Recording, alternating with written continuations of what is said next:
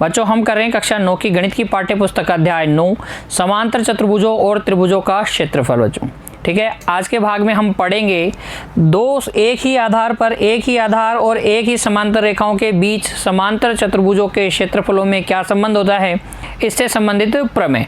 ठीक है बच्चों, अपनी कॉपी और पेन लेके तैयार रहिए। सबसे पहले देखिए, एक कौन से दो समांतर चतुर्भुजों को हम एक ही आधार और समांतर रेखाओं के मध्य कहेंगे। पिछले भाग में मैंने बताया था आपको कि एक ही आधार और समांतर रेखाओं के मध्य आकृतियां हम कैसे जांचते हैं, और उसी से संबंधित है ये कंसेप्ट भी। तो देखिए, दो समांतर चतुर्भुजों को हम क्या कहेंगे, एक ही आधार और एक ही समांतर रेखाओं के मध्य स्थित कहेंगे यदि उनमें एक क्या है, उभयनिष्ठ आधार है, और जो बाकी जो दो शीर्ष बचे हैं दोनों समांतर चतुर्भुजों के, वो आधार के समांतर किसी रेखा के ऊपर क्या होने चाहिए, स्थित होने चाहिए। यहाँ आप देख रहे हैं चतुर्भुज समांतर समांतर चतुर्भुज ABCD और समांतर चतुर्भुज ABEF। इन दोनों में AB क्या है, उभयनिष्ठ आधार है, और ये AB समांतर M के मध्य स्थित हैं। तो हम पढ़ने वाले हैं इन दोनों समांतर चतुर्भुजों के एरिया यानी कि क्षेत्रफल से संबंधित प्रमेय, अर्थात प्रमेय 9.1। बच्चों देखिए, सबसे पहले देख लेते हैं प्रमेय 9.1 का कथन, फिर हम इसको सिद्ध भी करेंगे, इसका प्रूफ भी लिखेंगे। कथन को याद कर लीजिए बच्चों, क्योंकि इसी पर आधारित होंगे प्रश्नावली 9.2 के सभी सवाल और उससे पहले वाले उदाहरण जिनकी भी हम चर्चा करेंगे। लेकिन आपको कथन याद होगा तो आप समझने में, उन प्रश्नों और उदाहरणों को समझने में आपको कहीं कोई दिक्कत नहीं आएगी। तो मेरे साथ कथन पढ़िए और याद करने की कोशिश कीजिए। एक ही आधार और एक ही समांतर रेखाओं के मध्य या बीच में स्थित समांतर चतुर्भुजों के क्षेत्रफल क्या होते हैं, बराबर होते हैं। क्या है कथन, एक ही आधार, ऐसे दो समांतर चतुर्भुज जिनका आधार क्या हो, एक ही हो, और वो समांतर रेखाओं के मध्य स्थित हो, यानी एक ही समांतर रेखाओं के मध्य स्थित हो, तो उनके क्षेत्रफल क्या होते हैं, बराबर होते हैं। यहाँ देखिए, आपको प्रमेय में क्या दिया गया है, पहले मैं उसकी चर्चा करता हूँ आपके साथ। देखिए, आपको दिया गया है दो समांतर चतुर्भुज जिनके क्या है, जिनके आधार एक ही हैं और समांतर रेखाओं के मध्य स्थित है। तो आपको दिया गया है समांतर चतुर्भुज ABCD तथा ABEF, एक ही आधार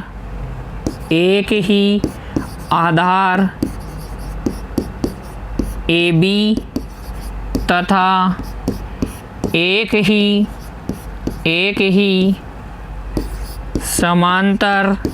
ही समांतर रेखाओं के युग्म, एक ही समांतर रेखाओं कौन कौन सी हैं, AB समांतर M के बीच स्थित हैं।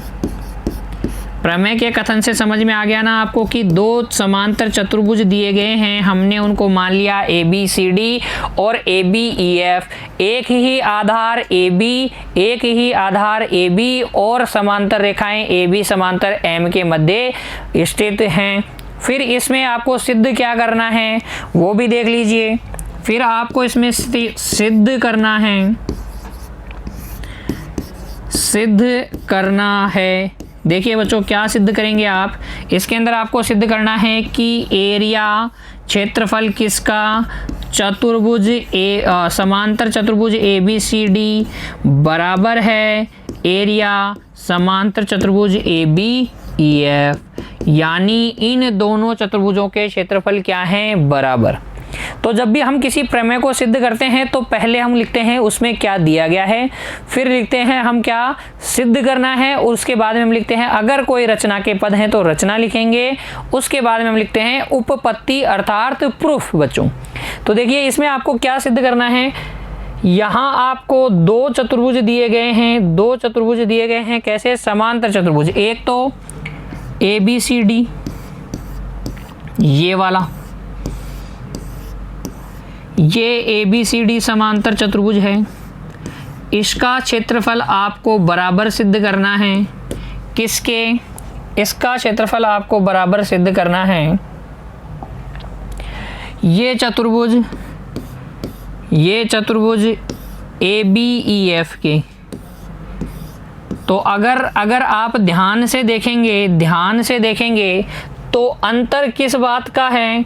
अंतर सिर्फ इस बात का है कि ये जो है ये त्रिभुज, ये वाला त्रिभुज BCE और ADF, ये त्रिभुज अलग हैं, बाकी ये क्षेत्रफल तो दोनों का कॉमन ही है। मतलब चतुर्भुज ABCF ये तो दोनों के क्षेत्रफल में उभयनिष्ठ है, तो इसकी फिक्र हमें नहीं है। हमें फिक्र है क्या ये बचे हुए एरिया इक्वल हैं क्या?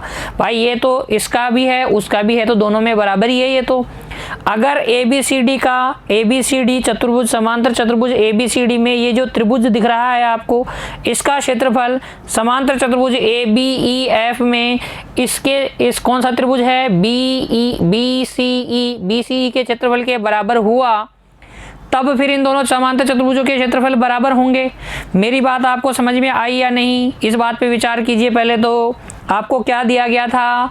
आपको दिया गया था दो समांतर चतुर्भुज।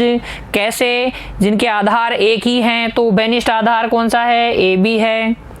और जो कि समांतर रेखाओं के मध्य बने हुए हैं, कौन सी समांतर रेखाएं हैं? AB समांतर M। ठीक है, सिद्ध क्या करना था कि इस चतुर्भुज ABCD का क्षेत्रफल इस चतुर्भुज ABEF के क्षेत्रफल के बराबर है। तो उसके लिए हमने देख लिया कि इन दोनों समांतर चतुर्भुजों का ये जो क्षेत्र है ना, चतुर्भुज ABCF वाला, ये तो उभयनिष्ठ है, तो इसका क्षेत्रफल तो दोनों में बराबर है। इनके जो बचे हुए हिस्से हैं वो भी बराबर हुए, तो फिर इनका बराबर हो जाएगा। तो हमारा अब उद्देश्य क्या हो गया कि इस त्रिभुज ADF का क्षेत्रफल किसके बराबर करना है? हमें BCE के क्षेत्रफल के। तो फिर उसके लिए देखिए बच्चों, उपपत्ति चित्र बना लीजिए। शेडेड करने की कोई ज़रूरत नहीं है, बस मैं कॉमन वाले हिस्से को आपको बता देता हूँ कि इस पर विचार हमें नहीं करना, इस कॉमन एरिया पर विचार नहीं करना, क्योंकि जो दोनों में उभयनिष्ठ है, दोनों के पास है, इसलिए वो तो बराबर होना ही है। हमें विचार करना है त्रिभुज ADF और त्रिभुज BCE पर। तो देखिए, क्योंकि चतुर्भुज ABCD एक समांतर चतुर्भुज है, आपको दिया गया है ना,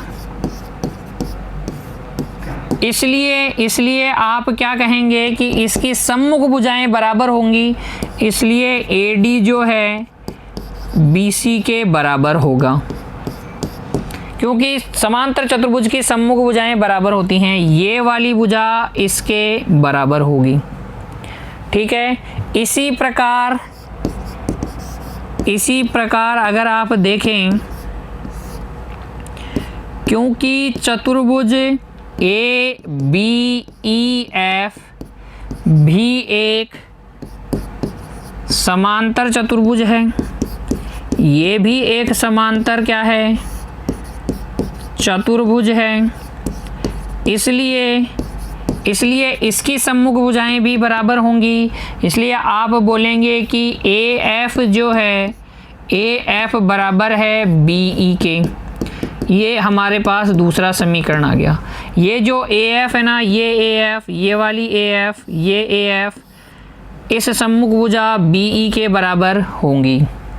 ठीक है, अब देखिए कोण कौन से वाली बात कर रहा हूं मैं? इस त्रिभुज में ये वाला कोण DADF बराबर है कोण BCE के। BCE के बराबर क्यों है? समांतर रेखाओं कौन सी? AD समांतर BC के मध्य के मध्य क्या हैं, संगत कोण हैं। संगत कोण आप समझते हैं ना, संगत कोण जो कि समांतर रेखाओं के मध्य बनते हैं तो फिर वो बराबर होते हैं। अरे संगत कोण याद कीजिए, इस तरीके से अगर दो रेखाएं समांतर हैं तो समांतर रेखाओं के एक ही ओर बनने वाले कोण संगत कोण कहलाते हैं और वो क्या होते हैं, बराबर होते हैं। इसी प्रकार आप देखें ये वाला कोण F और ये कोण E, यानी कि कोण AFD बराबर है कोण BEC के। वो क्यों है बराबर, क्योंकि AF समांतर BE, ये AF और BE समांतर क्यों हैं, क्योंकि ये समांतर चतुर्भुज की सम्मुख भुजाएं हैं और समांतर चतुर्भुज की सम्मुख भुजाएं समांतर होती हैं। और अब ये देखिए AF इसके समांतर है और ये इनके मध्य क्या हैं, इनके मध्य संगत कोण हैं, इनके मध्य संगत कोण हैं, इसलिए ये दोनों कोण बराबर हैं। अब अगर आप देखें त्रिभुज AADF व त्रिभुज BCE में तो आप देख रहे हैं इस त्रिभुज का एक कोण D इस वाले त्रिभुज के कोण C के बराबर है, इसका कोण F इसके कोण E के बराबर है।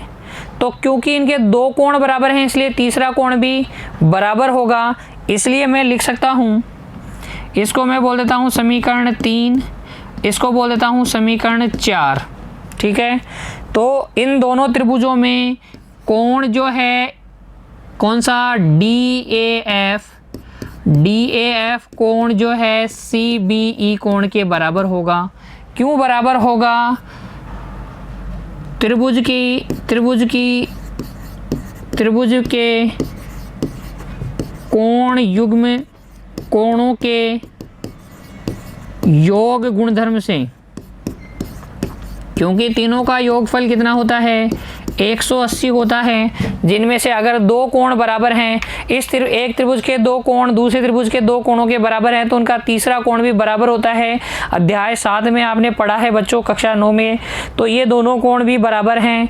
और देखिए अब आप लिख लीजिए समीकरण 1, 3, 1, 2 व इसको मैं बोल देता हूँ समीकरण नंबर 4 और ये 5। तो अगर आप देखें समीकरण 1, 2 व 5 से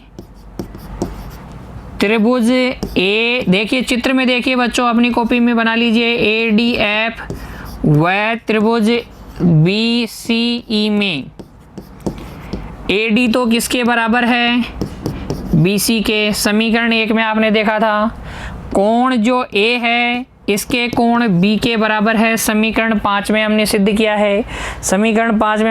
है, कोण A कोण B के बराबर है।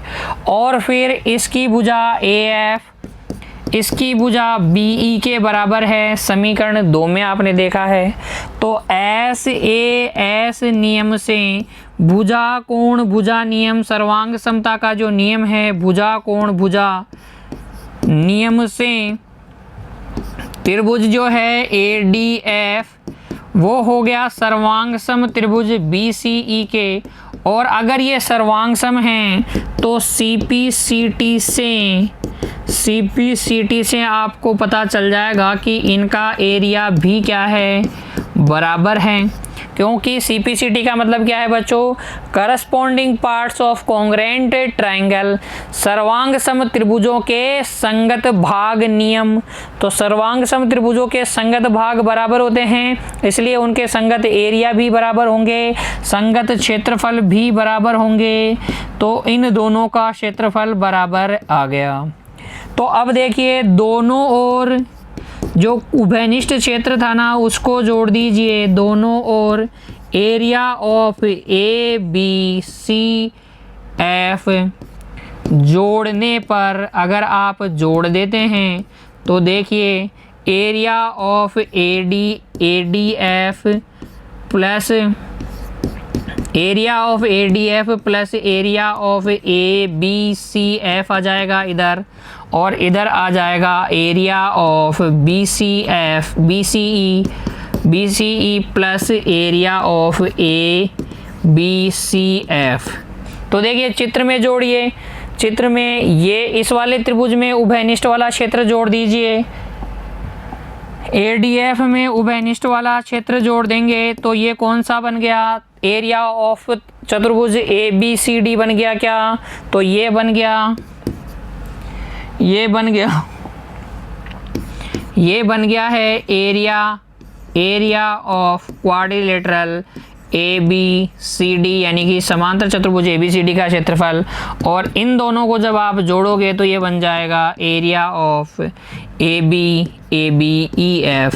यही आपको सिद्ध करना था, हैंस प्रूफ। प्यारे बच्चों एक बार पुनः देख लेंगे, कथन को याद रखिए, कथन से ही आपको याद आएगा कि क्या दिया गया है, उसी से पता चलेगा कि क्या आपको दिया गया है और क्या आपको सिद्ध करना है।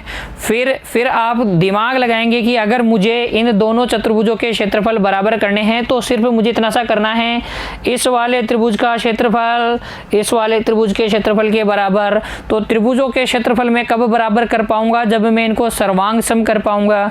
तो हमने देखा कि ये भुजा इस भुजा के बराबर, ये वाली भुजा इस वाली भुजा के बराबर। तो अगर ये कोण हम क्या कर दें, इस कोण के बराबर कर दें, तो सर्वांग समता के नियम से, सर्वांग समता के नियम ऐसे ये दोनों सर्वांग सम हो जाएंगे, और सर्वांग सम होने की वजह से इनका फिर एरिया भी बराबर हो जाएगा। तो वो करने के लिए देखिए समांतर चतुर्भुज दिया गया था, सम्मुख भुजाएं बराबर हैं, इसी तरीके से इसमें फिर संगत कोण लिए, संगत कोणों से आपको ये दोनों कोण बराबर मिल गए। अब इस त्रिभुज के दो कोण उधर वाले त्रिभुज के दो कोणों के बराबर हैं, इसलिए बचा हुआ थर्ड को एंगल भी बराबर होगा। कौन से नियम से, त्रिभुज के कोणों के योग का गुणधर्म। योग का गुणधर्म क्या है, 180 डिग्री होता है तीनों का टोटल, ठीक है। तो वहां से ही दोनों कोण बराबर हो गए, और अब आपको मिल गया समीकरण 1, 2 और 5। 1, 2 और 5 से आप देख सकते हैं AD बराबर BC है, समीकरण 1, ठीक है। एंगल A बराबर एंगल B है, समीकरण 5 में आपने सिद्ध किया है, और ये समीकरण 2 में आपने सिद्ध किया है। तो 1, 2 और 5 से अगर आप देखें तो ऐसे नियम एप्लीकेबल है, वो लगाएंगे और ये दोनों त्रिभुज क्या हो जाएंगे, सर्वांग सम हो जाएंगे, और सर्वांग सम होते इनके क्षेत्रफल बराबर हो जाएंगे। फिर हम दोनों में उभयनिष्ठ वाला क्षेत्र जोड़ देंगे तो हमारे पास जो है समांतर चतुर्भुज ABCD का क्षेत्रफल किसके बराबर आ जाएगा, ABEF के बराबर आ जाएगा। तो प्रमेय आपको समझ में आ गई, और कथन आपने याद कर ही लिया है कि एक ही आधार और समांतर रेखाओं के मध्य बने चतुर्भुजों का क्षेत्रफल क्या होता है, बने समांतर चतुर्भुजों का क्षेत्रफल हमेशा बराबर होता है। एक ही आधार और एक ही समांतर रेखाओं के मध्य बने समांतर चतुर्भुजों का क्षेत्रफल बराबर होता है प्यारे बच्चों। तो कई बार बोलेंगे, 2 बार मैंने आपको बोल के दिखाया, अब आप 2-3 बार खुद से बोलिए, आपको तुरंत ही याद हो जाएगा, ज़्यादा आपको दिमाग लगाने की जरूरत ही नहीं पड़ेगी। अब हम देखते हैं इस प्रमेय पर आधारित किस तरीके के प्रश्न हमसे प्रश्नावली 9.2 में पूछे जाएंगे। तो देखिए पाठ्य पुस्तक का उदाहरण संख्या 1, हमारी पाठ्य पुस्तक का उदाहरण संख्या 1, आकृति में, इस आकृति में ABCD एक समांतर चतुर्भुज है और EFCD एक आयत है। तो आयत भी क्या होते हैं, समांतर चतुर्भुज। याद कीजिए भाग 1 में मैंने पहले ही आपको जो ये शब्द आ रहे हैं इन सभी शब्दों की जानकारी दे दी है। तो आकृति ABCD में एक समांतर चतुर्भुज है और EFCD एक आयत है, साथ ही AL जो है लंबवत है DC पर, ये जो AL है इस पर लंबवत है। तो सिद्ध कीजिए कि area of ABCD area of EFCD के बराबर होगा। तो ध्यान से देखेंगे, पहले तो आप लिखेंगे दिया गया है। क्या लिखेंगे प्यारे बच्चों, दिया गया है या दिया है। तो दिया गया है में तो जो बातें आपको दी गई है वो लिख दीजिए। पहला, चतुर्भुज ABCD एक समांतर चतुर्भुज है। चतुर्भुज ABCD क्या है, एक समांतर चतुर्भुज ये दिया गया है। दूसरी बात क्या दी गई है, चतुर्भुज EFCD एक क्या है, आयत है। EFCD क्या है प्यारे बच्चों, एक आयत है। फिर देखिए आपको और तीसरी बात दी गई है कि जो AL है ना, AL है जो कि DC पर लंबवत है।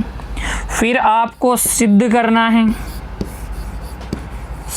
करना है में आपको पहला दिया गया है, पहला आपको दिया गया है कि एरिया ऑफ ABCD बराबर एरिया ऑफ EFCD। इन दोनों आकृतियों के क्षेत्रफल बराबर है। तो जैसे ही आकृतियों के क्षेत्रफल बराबर हैं, ये आपने पढ़ा तो आपके दिमाग में स्ट्राइक करना चाहिए कि हमने एक प्रमेय पढ़ी थी क्षेत्र एक ही आधार और समांतर रेखाओं के मध्य बने समांतर चतुर्भुजों वाली। तो उसमें हमने पढ़ा था कि अगर दो समांतर चतुर्भुज एक ही आधार और एक ही समांतर रेखाओं के मध्य बना है तो फिर उनका क्षेत्रफल बराबर होता है। और देखिए यहाँ पर हम जानते हैं, देखिए मैं आपको प्रूफ बता देता हूँ। इसका उपपत्ति सिद्ध करना है तो मैं आपको लिखना पड़ेगा उपपत्ति देखिए, क्योंकि आयत भी एक क्या है, समांतर चतुर्भुज है।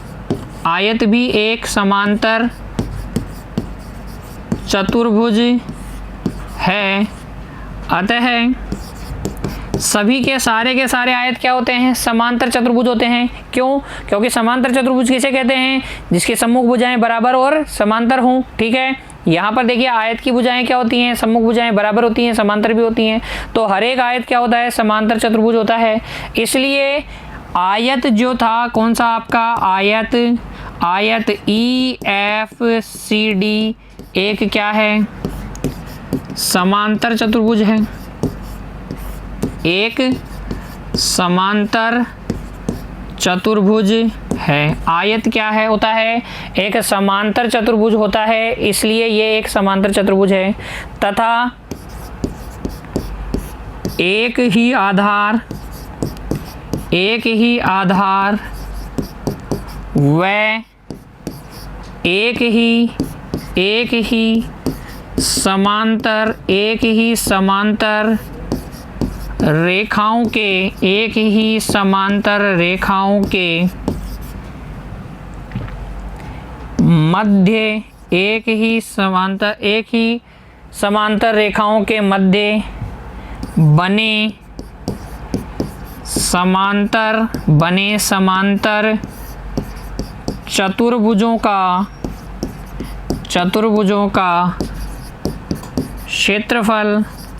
क्षेत्रफल बराबर होता है। प्रमेय 9.1 में अभी थोड़ी देर पहले मैंने आपको बताया कि एक ही आधार और एक ही समांतर रेखाओं के मध्य एक ही समांतर रेखाओं के बीच बने समांतर चतुर्भुजों का क्षेत्रफल बराबर होता है। इसलिए एरिया ऑफ ABCD बराबर है एरिया ऑफ EFCD। क्यों है बराबर? क्योंकि उभयनिष्ठ आधार दिख रहा है आपको, उभयनिष्ठ आधार तो हो जाएगा DC तथा देखिए आकृति में देखिए DC तो उभयनिष्ठ आधार है और DC समांतर BE, DC समांतर BE है, इसलिए इन दोनों का क्षेत्रफल बराबर हो जाएगा। इन दोनों का क्षेत्रफल क्या हो जाएगा, बराबर हो जाएगा। इन दोनों का क्षेत्रफल बराबर हो जाएगा बच्चों। ठीक है, तो पहला पार्ट आपने आसानी से कर दिया, क्योंकि आपको क्या करना था, इन दोनों का क्षेत्रफल बराबर करना था। आपने देखा कि इन दोनों में DC क्या है, DC या CD उभयनिष्ठ आधार है और ये दोनों क्या हैं, समांतर रेखाओं के मध्य बने हैं। दोनों ऐसे दो समांतर चतुर्भुज जो एक ही आधार पे बने हो और समांतर रेखाओं के मध्य एक ही समांतर रेखाओं के मध्य भी बने हो तो उनके क्षेत्रफल क्या होते हैं, बराबर होते हैं। प्रमेय 9.1 में हमने पढ़ा, इसलिए इन दोनों के क्षेत्रफल क्या हो गए, बराबर हो गए। अब इसका अगला पार्ट देखिए, आपको सिद्ध करना है कि ABCD समांतर चतुर्भुज ABCD का जो क्षेत्रफल है वो क्या है, DC गुणा AL है। तो ध्यान देंगे आयत का क्षेत्रफल क्या होता है, क्योंकि आयत का क्षेत्रफल बराबर होता है लंबाई गुणा चौड़ाई, सबको पता है ना। अच्छा, आयत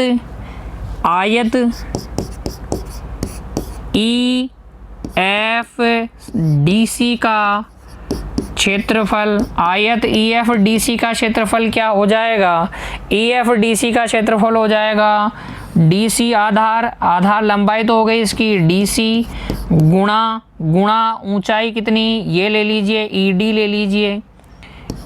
ले लीजिए।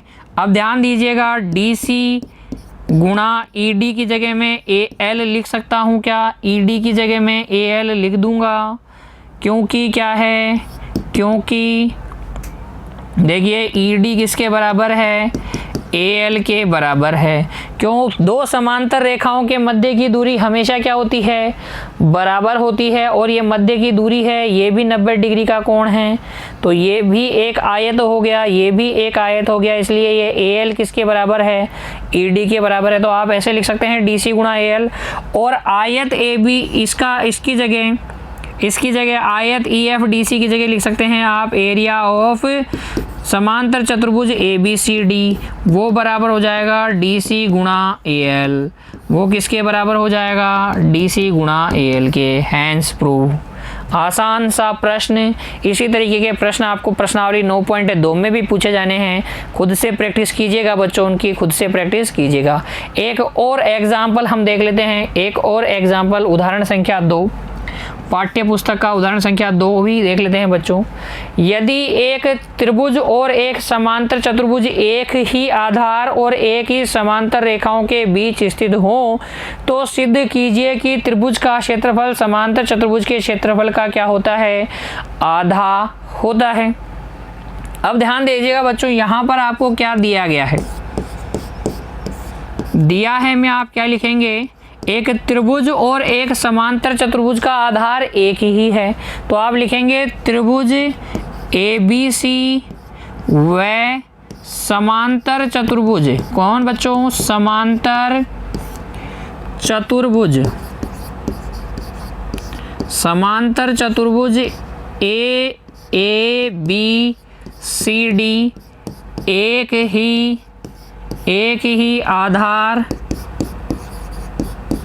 ही आधार AB तथा समांतर रेखाओं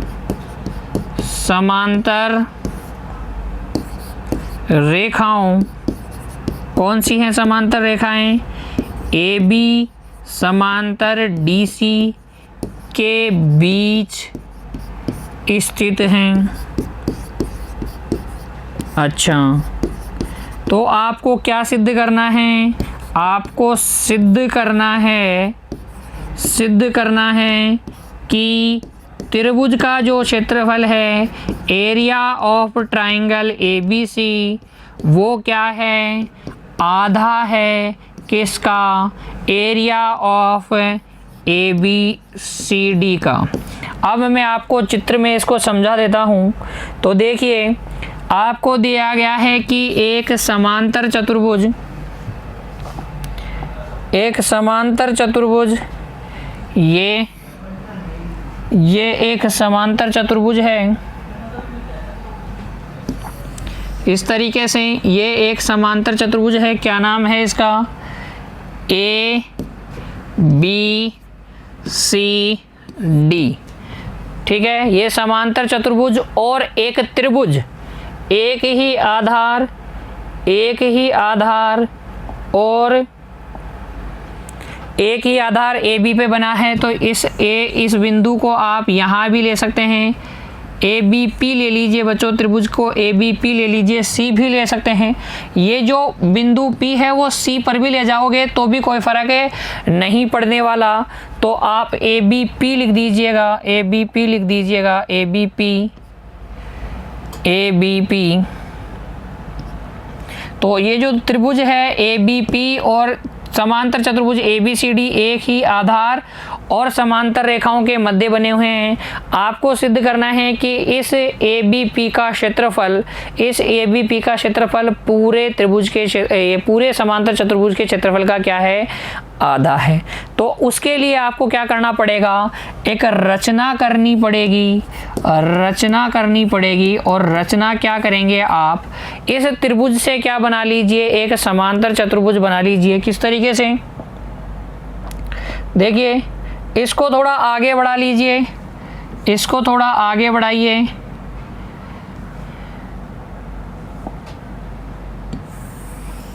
इस तरीके से आपने आगे बढ़ा लिया और बीपी के समांतर रेखा खींच देंगे, जो इसको कहाँ मिलेगी, इसको मिलेगी क्यू पर। ठीक है, तो क्यू पर मिलेगी।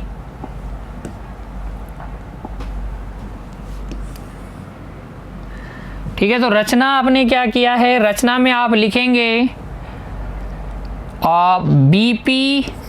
बीपी समांतर ए क्यू खींची, जो बढ़ाई गई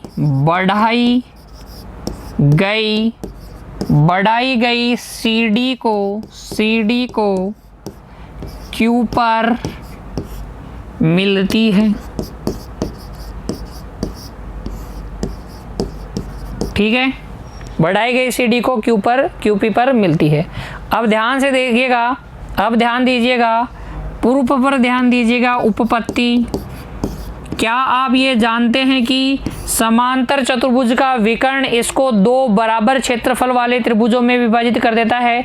तो यही बात मैं यहाँ लिख रहा हूँ। हम जानते हैं कि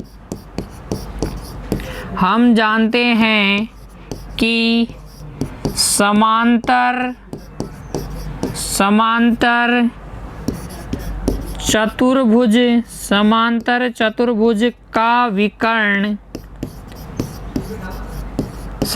चतुर्भुज का विकर्ण इसे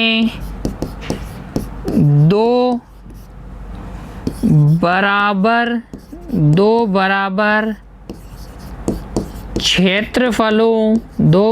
क्षेत्रफलों वाले त्रिभुजों में विभाजित करता है। अतः,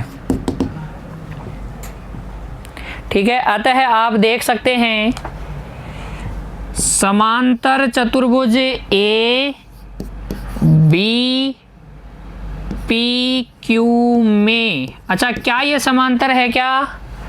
अतः देखिए, क्योंकि चतुर्भुज बोल देता हूँ, चतुर्भुज ए बी पी क्यू में आपको पता है बीपी समांतर है ए क्यू के रचना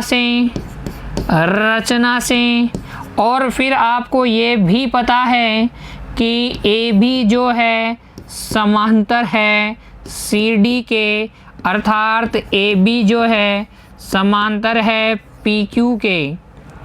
ए बी सी डी के समांतर है या पी क्यू के समांतर है, एक ही बात है। इसलिए चतुर्भुज ए बी पी क्यू एक समांतर चतुर्भुज है, तथा और अगर ये समांतर चतुर्भुज है तब आप बोल देंगे कि एरिया तथा एपी इसका विकर्ण